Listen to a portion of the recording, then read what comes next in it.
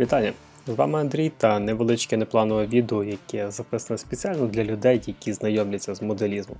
Так, я знаю, дехто з вас очікує на Су-25УБ, і він в роботі буде за місяць-півтори. Попалась максимально проблемна груда пластику та доводиться кожну деталь переробляти і підтягувати на ходу, що дуже розтягує час роботи над моделлю.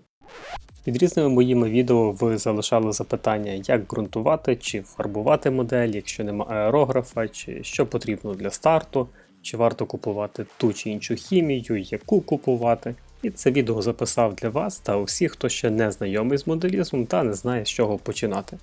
В процесі створення моделі постараюсь дати відповіді на запитання, які мене в свій час цікавили, коли лише починав складати свої перші моделі. Додатково я постараюсь використати мінімальну кількість інструментів, фарби та хімії, щоб у вас відразу почало формуватись бачення, який інструмент обов'язково має бути у вас з перших днів, а чим можна нехтувати на початках. Полетіли! Починати знайомство з моделізмом дуже рекомендую з простих моделей, які містять в собі мало деталей. Такі моделі збираються швидко, дозволять отримати загальне розуміння що до чого, та вам буде простіше ознайомитися з базовими принципами моделізму.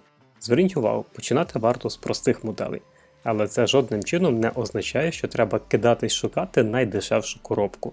Найдешевші моделі, особливо якщо вони старої штамповки, вимагають більшої кількості часу і терпіння. В цілому можуть мати гірше чи нечітке стикування деталей і в результаті можуть сформувати занижене враження про моделізм. Для цього відео я обрав незвичну для себе модель TIE Interceptor Всесвіту Star Wars. Моя перша модель космічної тематики. Обрав її з двох причин. Тут всього лише 21 деталь, повірте, це дуже мало, та її ціна. На момент покупки і запису відео була 370 гривень, це орієнтовно $10. $10 – це найдешевша модель від Revell, яка мені лише потрапляла на очі.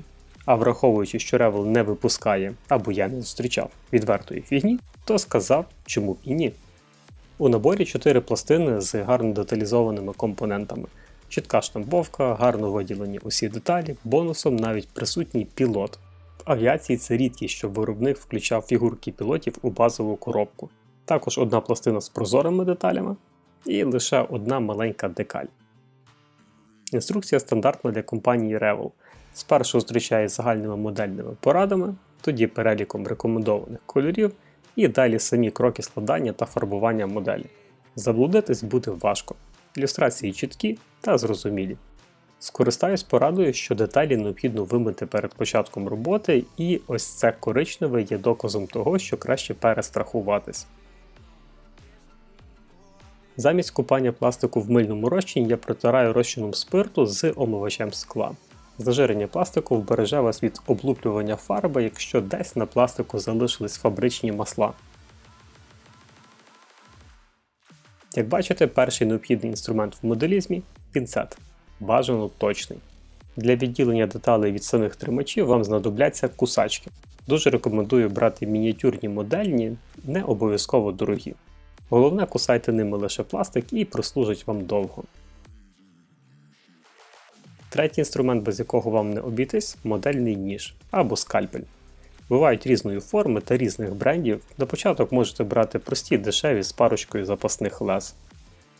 Ними зручно не лише щось різати, а й зішкробувати шви з деталей. На жаль, зі швами в моделізмі доводиться боротись постійно, тому будьте готові оглядати кожну деталь на наявність шва та зачищати, щоб вони не псували вигляд. Щодо зачищання, ще один обов'язковий інструмент – це наждачний папір. Для мене універсальний став папір з зерном 400 гріт. Рекомендую мати хоча б його для грубої обробки деталей та хоча б 1000 або 1500 гріт для полірування. В додаток для наждачного паперу можете купити спонжі чи бафи, вони будуть дорожчі та цікавіші в роботі. Запросто можете обмежитись папером, особливо якщо на бюджеті. З моделлю рекомендую працювати секційно і порційно. Що це означає? Якщо взялись за фігурку, варто спершу її довести до фіналу та тоді братися за кокпіт. Після кокпіту за щось наступне. Коли ви працюєте над чимось одним, ви краще фокусуєтесь та дієте більш творчо. Саме час пофарбувати фігурку. Інструкція рекомендує в матовий чорний. У мене якраз є акриловий чорний матовий ґрунт, він виступить в ролі ґрунту та фарби. Даний ґрунт використовую з банки як є, без розведення. бо він адаптований під аерографи, а отже вже рідкий. Він на водяній основі, тому пензлики легко миються у воді чи спиртовому розчині. Пензлики. Їх варто мати кілька різних розмірів та форми. Шукайте тоненькі круглі пензлики, в роботі з дрібними елементами дозволяють отримати акуратний результат, а широкі знадобляться для фарбування великих площин. Чим більше розмірів матимете, тим гнучкіше ви будете в процесі фарбування. Купуйте синтетичні, не натуральні. Вони не переживуть агресивну фарбу та модельну хімію. Процес фарбування. Важливим правилом буде пофарбувати деталь кількома тонкими напівпрозорими слоями. Це дозволить вам досягнути плавного, місцями неоднорідного покрову. І таким чином ви не заб'єте дрібні деталі фарбою і уникнете появи мазків на поверхнях. Наносите один слій, даєте трохи часу підсохнути і наносите другий. Наступною використовую чорну глянцеву фарбу від Hobby Color для фарбування шолома, рукавиць та чобіт. Розводитиму її спиртовим розчином, можна і водою. Будь-яку фарбу перед використанням добряче струшуємо та перемішуємо, бо мають особливість слоїтися.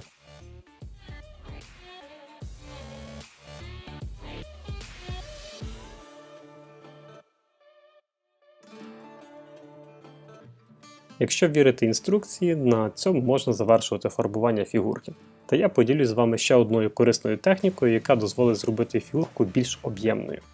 Легко наберіть фарби кінчиком широкого пензля, максимально витріть до сухості, щоб позбути з нього фарби, і тоді протріть ним фігурку.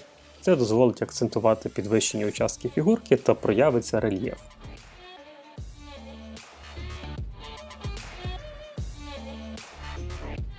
Поки фігурка пілота сохне, можна братись до сидіння. Деталі оглядаю на наявність швів та чогось зайвого, коригую та час познайомитися з клеєм. У вас обов'язково повинен бути модельний клей для пластику. Дуже рекомендую той, що з пензликом. Він зручний у роботі, не заляпує пластик та швидко сохне. Є супер рідкий і звичайної консистенції. Та також зустрічається з довгим носиком замість кісточки. З ним трохи важче працювати, тому новачкам рекомендую почати з баночки з пензликом.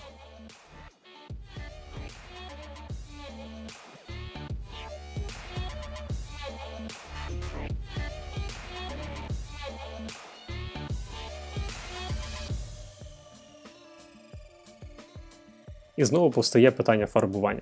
Інструкція рекомендує скористатися світло-сірим. Якщо ви плануєте фарбувати пензлем моделі, пропоную звернути увагу на акрилові модельні фарби, що на водяній основі. Вони легко розводяться або рідними розчинниками, або водою чи розчином спирту. Спиртові розчинники завжди пришвидшують час висихання фарби. Пропорція фарби до розчинника, якщо фарбуєте пензлем, приблизно 4 до 1, тобто 4 краплі фарби даєте 1 краплю розчинника. Якщо додасте більше розчинника, наприклад 1 до 1, фарба вийде занадто рідкою і не буде добре вкривати поверхню. Цю помилку якраз можете спостерігати на відео. Нічого страшного, перший слій дорозмазую, даю час висохнути і наношу фарбу правильної, трохи густішої консистенції. Якщо спитаєте, скільки шарів фарби необхідно наносити. Якщо ваша мета напівпрозоре, трохи неоднорідне покриття, тоді 3 шарів достатньо. Якщо ж хочете суцільний чистий колір без просвітів підкладки, тоді 4 шари фарби.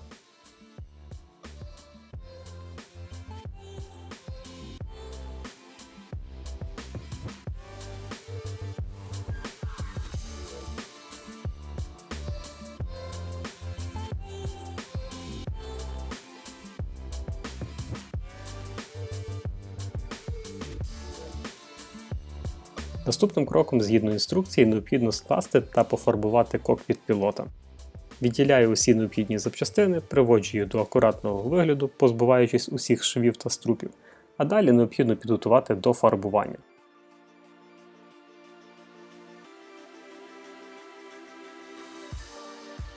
Я би хотів порадити вам пластиноподібний блютак на даному етапі, так як він ідеально підійде для фіксації елементів на час фарбування, але все ж вважаю, що це не найнеобхідніший інструмент на старті модельного досвіду. Тому замість блютака фіксувати деталі буду за допомогою модельної маскувальної стрічки, бо вона вам обов'язково знадобиться з перших кроків. Вони є різної ширини і зі свого досвіду скажу, що найбільш ходовими для мене є шириною 5 та 6 мм. Це оптимальний розмір для різних потреб. Фарбую деталі у той самий колір, що й сидіння пілота, також у кілька шарів. Основною фарбою для цього відео я вирішив обрати фарбу бренду Hataka. На початку модельного досвіду купував саме її, бо вони випускають фарбу окремо під пензлики та окремо під аерограф. Після переходу на аерограф перестав купувати фарби цього бренду, тому зараз працюю з залишками. Чи рекомендую цю фарбу початківцям? Швидше ні. Так, у неї гарні якості покривання пластику, хороша палітра кольорів, але ця фарба чомусь піниться, і це трохи дратує. З якої фарби тоді починати, якщо фарбуєте пензликом? На фарбі не економте, купуйте якісну та купуйте дозовану. Вам варто знайти для себе саме ту фарбу, якою буде комфортно працювати саме вам. Основа мого набору фарби зараз це акрил від Hobby Color, але вони для аерографа. Для пензлика їх можна використовувати, але з ретардерами, інакше вона занадто швидко буде сохнути. Рекомендую звернути увагу на фарби від Vallejo, вони представлені у гарному асортименті в Україні, та є під пензлик і під аерограф. У моделізмі завжди є поле для творчості. Після фарбування кокпіту в рекомендованій інструкції кольори, результат вийшов дуже пласким. Сприймайте це за базу, бо інструкції завжди дають виключно базове розуміння про фарбування деталей. Якщо хочете щось серйозніше, підключайте фантазію та фото з інтернету. Я вирішив виділити темнішим сірим окремі панелі. Це імпровізація. Наступний крок, який ніколи не згадається в інструкціях, це підкреслення рельєфу деталей. Називається везерингом або старінням моделі чи вивітрюванням. Мета нанести дуже рідку довгосохнучу фарбу контрастного кольору, довгосохнучу, щоб мати більше часу на роботу з нею. До таких фарб відносяться олійні. Є художні в класичних тюбиках, а є й дорожчі модельні, вони вже сучасніші та не мають певних недоліків класичних олійних фарб. Йдуть з пензликом, але вже й коштують дорожче. Також є емалові рідини, змивки, фільтри, які дозволяють замінити олійні фарби. Чи правильніше сказати, що олійні фарби можуть замінити емалові. Насправді діло смаку. Я на поточних моделях частіше користуюсь емаловими рідинами, це простіше, хоч і дорожче. Для початківців я би рекомендував починати з олійних фарб, вони є універсальні, довговічні та для старту буде достатньо кількох кольорів – чорного, білого і коричневого. І при правильному підході замінять вам і змивку, і фільтр. Що олійні фарби, що емалові розводяться одним і тим же розчинником, можна і white спірітом. Як вже помічали, я розчинники переливаю в меншу тару з носиками-дозаторами. Ними простіше користуватись, головне не переплутати розчинники. Важливий момент у роботі з олійними фарбами. З часом біля ковпачка може накопичуватись масло, його необхідно позбуватись перед розведенням. Нічого страшного, якщо трохи просочиться, воно просто збільшить час висихання фарби на моделі.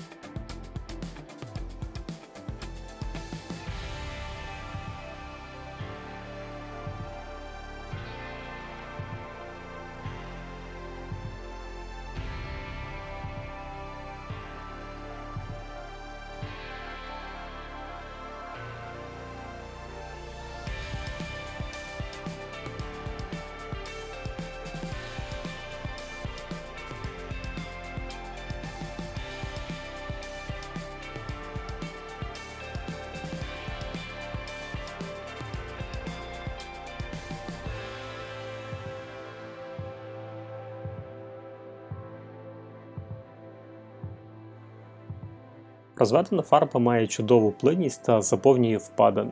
Таким чином темним кольором гарно створюються штучні тіні, а білим можна зробити легкі світлі акценти. Дана фарба сохне довго, години, буває що й дні, якщо грубий слій. А будьте готові, що фарба буде старати з моделі і через кілька днів. Це її особливість. Якщо необхідно захистити фарбу, тоді її варто покрити лаком.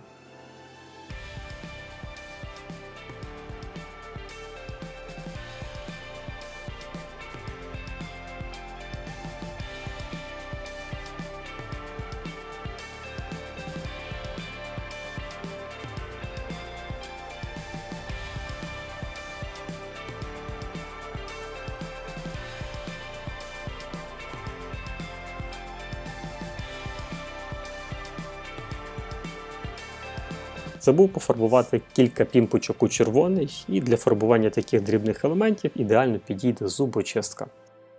Як бачите, з зубочистки, палички від морозива, вушні палички, все стає в пригоді.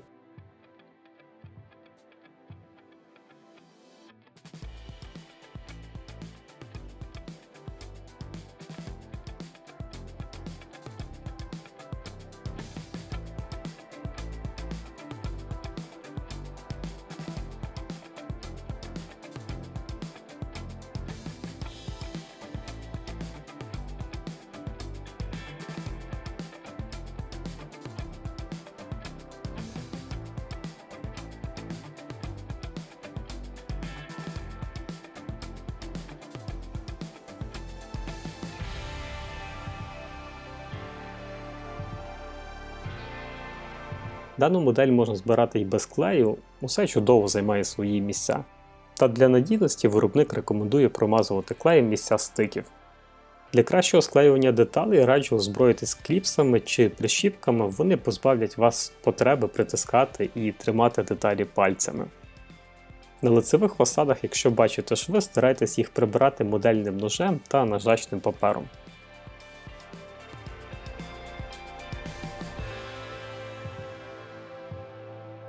Третій інструмент, який вам стане в пригоді – надфіль. Можна придбати набір китайських різної форми за відносно невелику ціну. Вони у роботі з пластиком будуть майже вічні та дозволять ефективніше знімати шар пластику.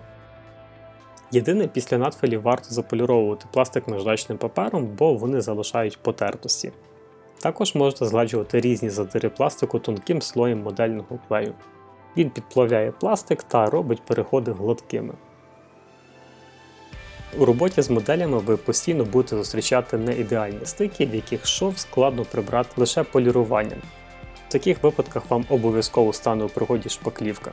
Я вважаю, що для початку вам ідеально підійде шпаклівка від Tamiya чи Mr. Hobby. Вони дуже легко обробляються та дозволяють досягнути плавних переходів без сходинок.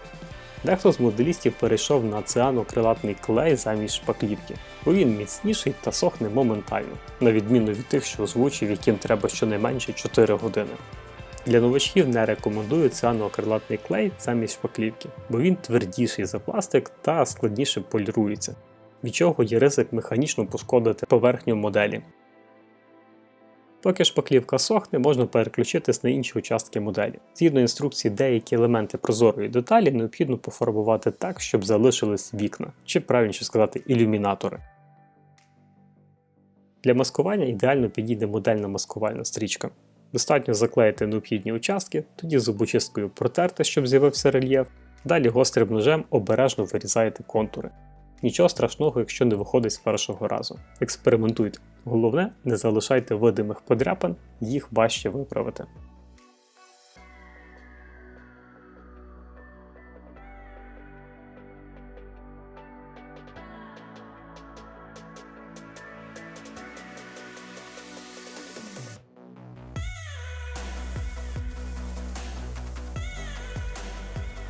Час братися за крила, чи як би правильно назвати ці панелі у всесвіті Star Wars. Тут процес вже знайомий для вас. Відділяю деталі від рамок, зрізаю зайве, знімаю залишки тримачів надфилем та тоді полірую наждачним папером з водою.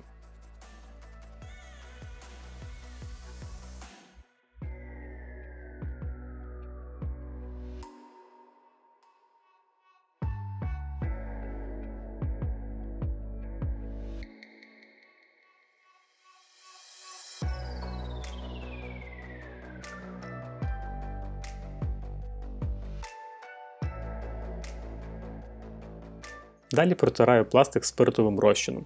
Для контакту з пластиком використовую кусок губки замість ватних спонжів чи серветок, бо губка не залишає ворсу.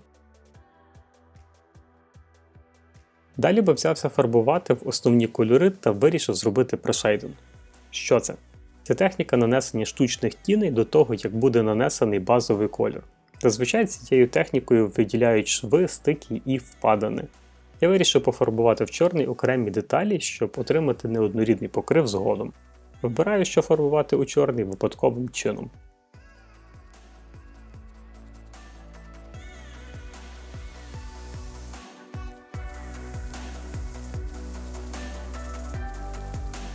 Далі можна братись до нанесення базового кольору.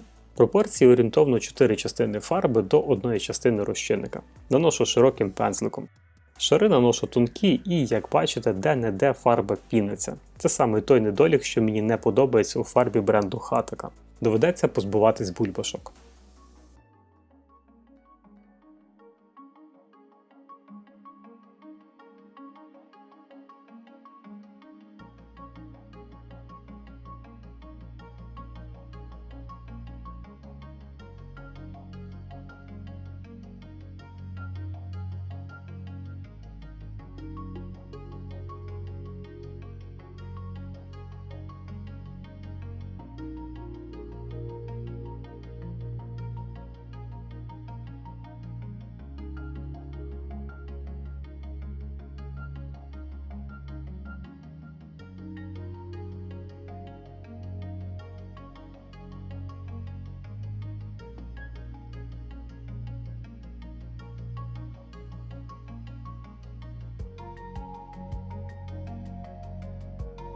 Наступним кроком буде фарбування чорних панелей.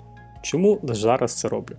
Темні кольори значно важче перекриваються світлими фарбами, ніж навпаки.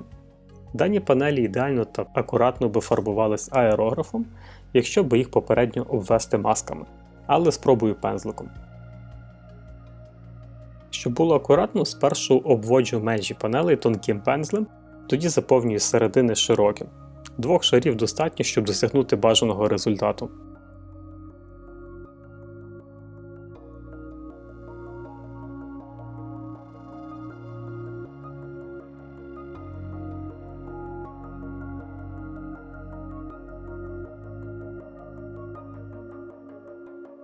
Звичайно, місцями чорним трохи заліз за межі, та це варто виправити. Замішую колір з 2 попередніх фарб, трошки розчинника і виправляю помилки. Маскувальну стрічку використав для перестрахування, але скажу, що якщо працюєте пензликами, то краще без неї, бо на нерівних поверхнях під неї затікає фарба, створюючи вам нові прецеденти для виправлення.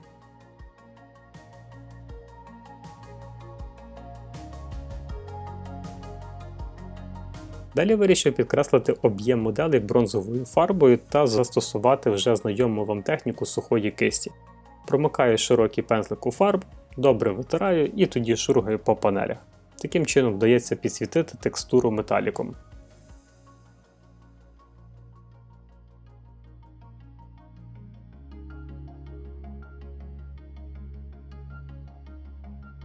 Час повернутися до вирівнювання стиків сфери, в якій сидить пілот. Шпаклівка за добу підсохла і готова до обробки. Місця для комфортного полірування мало, тому вирізав тонкий кусок наждачного паперу і за допомогою пінцета знімаю шар за шаром. Як бачите, я додаю воду при поліруванні. Вона розчиняє шпаклівку та робить процес полірування швидшим, без пилу та зайвих подряпин.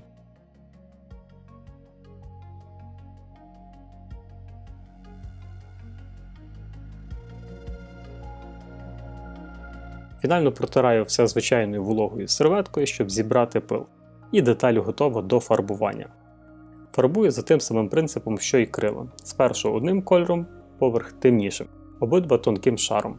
Особливу увагу приділяю місцю, де наклеєна маскувальна стрічка. Стараюсь не затопити ці участки фарбою, щоб вона не проникла під стрічку.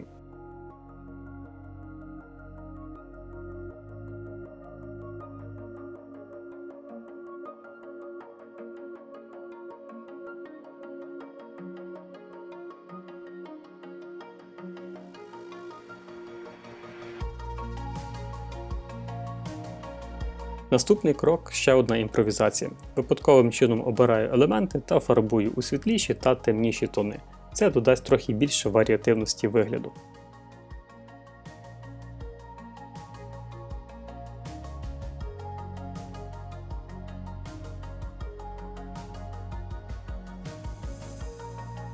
І ще один раз застосую техніку сухої кисті. На цей раз білою фарбою. Це дозволить трошки підкреслити рельєф, і я використовую білий ґрунт. Не тому, що так треба, просто він у мене лежить без діла, от і користуюсь ним як фарбою.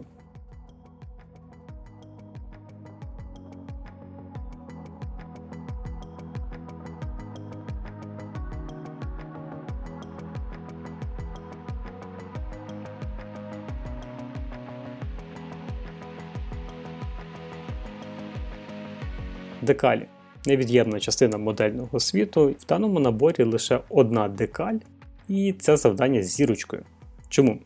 Бо цю декаль необхідно приклеїти на рельєфну, об'ємну площину та ще й попасти по самій рамі. Вирішення даного завдання вимагає використання спеціальної хімії, яку я би не відніс до обов'язкової на старті. Обійти це завдання зможете, пофарбувавши раму фарбою та проігнорувати саму декаль. Я в свою чергу покажу, як би можна було нанести декаль з хімією. Є на ринку рідини для приварювання декали, вони покращують адгезію або ж липучість декалі до основи.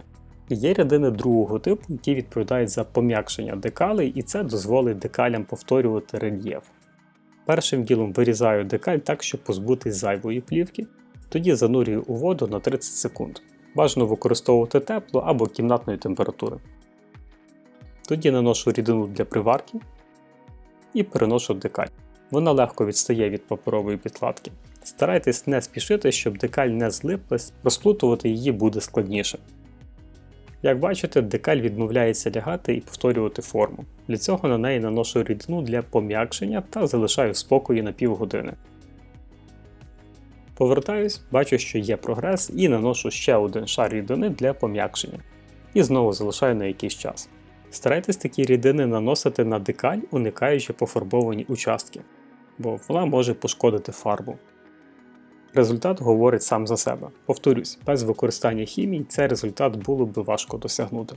Зазвичай на цьому завершуються усі інструкції, та не спішіть вважати модель готовою. Попри всі вкладені зусилля та старання, модель не виглядає реалістичною, та час перейти до етапу старіння. Дуже творчий та цікавий етап, в якому ваша модель отримує вигляд, ніби була сфотографована вживу. Ви вже знайомі з технікою нанесення олійної фарби, тому тут для вас нічого особливо нового. Перше розбавляємо фарбу розчинником, тоді наносимо на рельєфні участки, щоб фарба заповнила впадини. Окремою порцією розчинника можна змити надлишки фарби чи очистити окремі участки.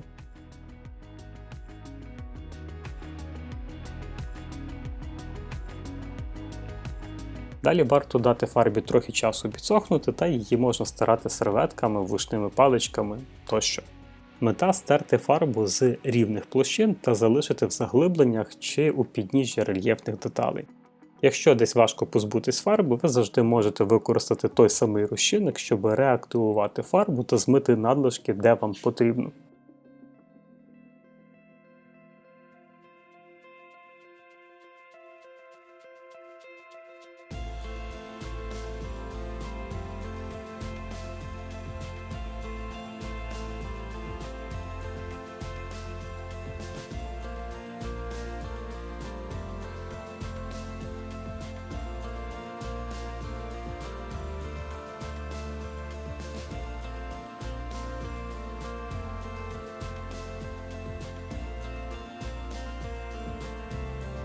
Тепер усе готово.